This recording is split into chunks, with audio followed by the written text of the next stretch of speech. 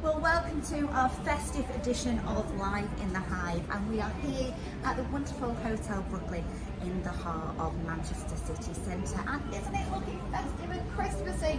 Oh, it's great to be here for our Christmas special, and have we got a festive delight for all of you. We're going to be taking a trip down some of the shows across Greater Manchester that are bringing you some festive treats, from the stars of Aladdin, the stars of the Not So Ugly Sisters, and Peter Pan. What more could you want from a show? Well, stay with us as we bring you our Christmas special, only on Live in the Hive. Hi, I'm Jessica Daly. And I'm Emily Langham. You're watching Live in the Hive. Come and see White Christmas.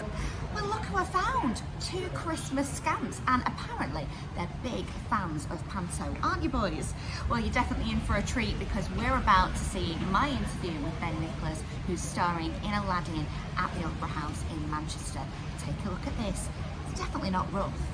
Ben, oh my goodness, can we say the C word? Christmas. I know, flipping heck, it's See around you, the corner. See you. Is it your favourite time of the year? Yeah, absolutely. Panto. Yeah? Yeah. Christmas. Yeah, but Panto I love. Oh no, it isn't. Oh yes, it is.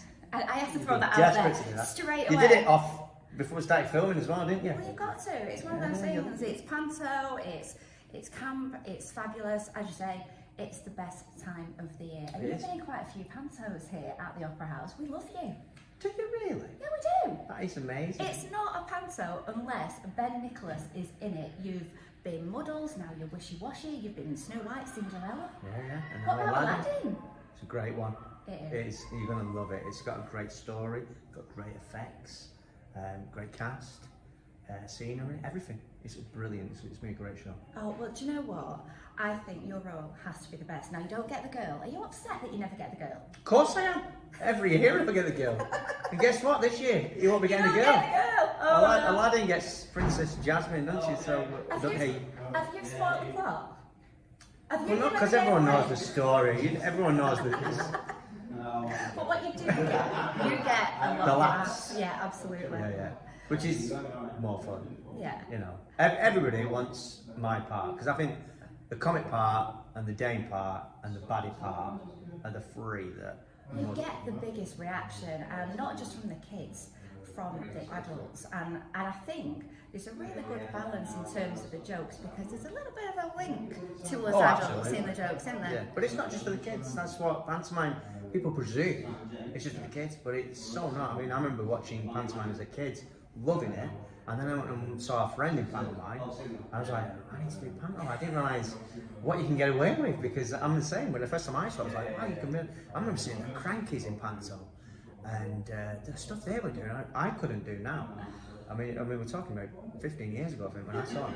And I think I saw the Crankies. they did it before I came in. Yeah. And So I knew. getting away with a few Yeah, things. I knew anything I did would not be as bad as well, especially with John Barrowman as well.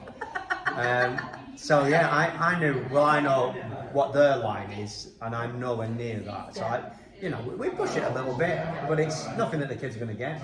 The kids still laugh because it's daft and stupid. But do you laugh now? How do you not corpse when you're telling a funny joke and that other person is probably trying to corpse as well? Because, Aladdin, if you're cracking a joke as wishy-washy, and poor Matt Croak, who was playing Aladdin, is going, oh, I can't do this, I'm going to go, and then you're going to go. Yeah, but I think I can go. I think the audience, because I bring the audience into the show and I interact with them, I'm probably allowed to have a little bit of a laugh, whereas they're supposed to not laugh. But then that is my little buzz in the show, is that if I can corpse them, it makes it more fun, and then I keep it fresh for them as well, because it's full on. It's hard work, I know. It's 2 shows a day, 6 days a week. As Alexandra's just found out. Has she gone? Has she left? She's like, 12 shows in 1 week. So I was like, yeah, it's hard work, but... And you don't get much time to rehearse together, do you? No, when it's 2 weeks. content? 2 weeks. But then I mean, some people think we don't rehearse as well, it's just like we just turn up. We get a script, but we keep changing it. It keeps it fresh. It is the one show where it's not exactly the same every time. There's always slight little changes here and there. It could be, as the matinees and more kids in the audience, so we probably hold back a little bit on the innuendo. But in the evening, it's pretty much an adult audience with a couple of kids in there. So we play more to the adults because, you know, Of course. as long as like say don't cross that line, which we, you know, I don't think we ever do. It's all pretty much Oh, no. innuendo, bit of cheek. It is, bit of But- wink exactly, and all that, exactly, absolutely. yeah. You talked about the kids then. Obviously in Pantoland, kids come up and like you do jokes with the kids. Has there ever been a moment when a kid has really thrown you? Because we know kids can say anything. My kids, I've got a 7 and 11-year-old, and it's just like, what's going to come out of the mouth next? And it comes out at the most inappropriate, should I say, times. I think I've done all right with the kids. I know a lot of comics who've had horror stories with the kids, and touch wood, I've done all right. I think the more you do it, the more you kind of have an idea what they'll say. But I think I used to ask a question about like, who you with, and they'd say mummy and daddy, and I'd say when daddy's at work, does mummy ever have uncles around? And one of them was like, yeah, uncle. I mean, that could actually just be a genuine uncle that came round. Yeah. But normally they said no, and this one was like, yeah, I mean, I went into a bit of detail when he came around. So I might have revealed something You that... broke up a marriage before Christmas. Well, I didn't, it was the kid. I asked the question, the kid went into too much detail, you know, but yeah, I think I've been alright. There was one year that I used to be the music man in the song sheet. Yeah, and the kids all got an instrument, and I give the wrong kid the drum, who had the stick, and was a little bit lethal with the stick. You like that? Come on, get off. You know when you just wish there was a blackout, just so no one could see, but there wasn't. So that was another occasion. But apart from that, I mean, it's nothing too bad and nothing that's exciting, I can tell you. But it's a great part of the show. Unfortunately, because of COVID, we're not having to have the kids up on stage this year, but hopefully that'll be back next year. Oh, It's just- yeah, and we've got a great routine they'll to all be in replace your it. gang. Oh, now the routines. I'm going to say, can we do it again then? Don't we? I love that bit in Pantoland, and I don't know if you do have it in this time, but you know, when you all get together and do those kind of collaborative. Oh, there's definitely It's hilarious. there's definitely one routine where there's about 4 of us doing something similar to that. But I mean, we've got brand new routines. It's all being put together now. It's a good show. It's got a lot of comedy in it. Exciting. You've been like on the comedy scene now for 20 years. Nothing must phase you now. I'm talking of like, you know, the greats, you know, like the crankies you've been on the scene. You've actually been on the same stage and worked with Cannon and Ball. I mean, legends. I know. Blessed Bobby as well that we lost last year.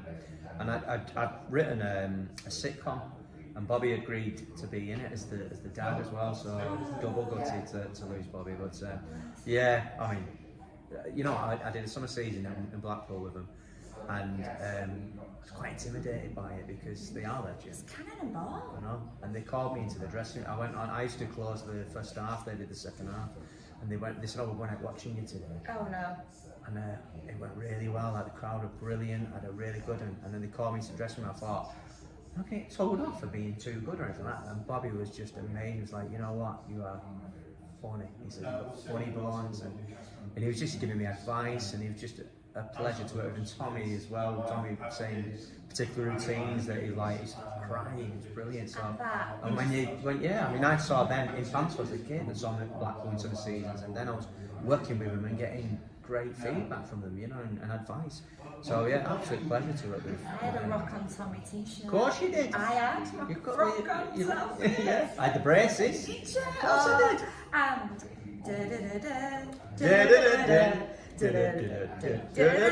We picked the wrong key, we should have gone a bit lower there, that was a bit high for me. I I went sing like with you. that. Have you got any songs? I don't think we get to see you sing much, do we, apart from, you know, the collaborative? Yeah, I don't think, I'm doing maybe one number, but it's not really singing, if I'm honest. No. Is it howling? No, give me a bit of credit, it's not that bad. I can't give much away. It's really hard when you do these interviews because I know what's happening, and then you ask questions, and it's like, I can't really tell you that because that's the surprise. Well, I tell you what you can tell me. Go on then. You can tell me if I've got any potential for Panto. All right. Yes. Okay, I want to steal your crown. Okay. Or you want to play my part? Yeah, I feel like Wishy Washy could be female. Yeah, why not? Absolutely. 2021? Yeah. So I have got a couple of jokes for you. Okay. Okay. I want you to judge my jokes. Judge them. Judge them. Well, see if you Do you want to find be honest or polite? I don't know. Whatever you think. Okay, right, I've got one for you. Right, and they are Christmas-based jokes. Are they crackers? From the crackers? Ba-bum-ch. Crackers. Yeah, no, that's what I meant. Are they from crackers? No, what you said, are they crackers? No, I was... You're more highbrow than that, you know. They're not from crackers. I'm not going to waste a cracker. Have you wrote these jokes, or are these just jokes that you've heard? I'm not going to reveal that. What's every else's favourite type of music? Go on. Rap. Oh, I dare you. Oh, I dare you. Hey, I've not finished yet. All right.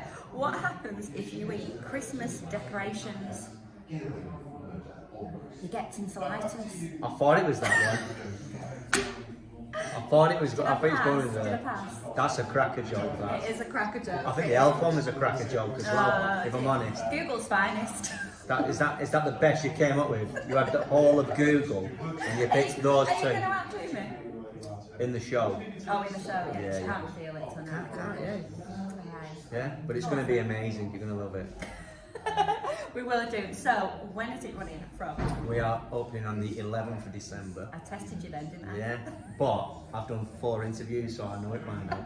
If you was the first one, I'd have gone. It is on the 11th of December, and we're closing the 2nd of January. So it's on 3 weeks. And so Get your tickets. Yeah, you gotta put your tickets. It's going to be amazing. It really is. Can't wait. See him. It's Ben Nicholas. Amazing. Wishy-washy.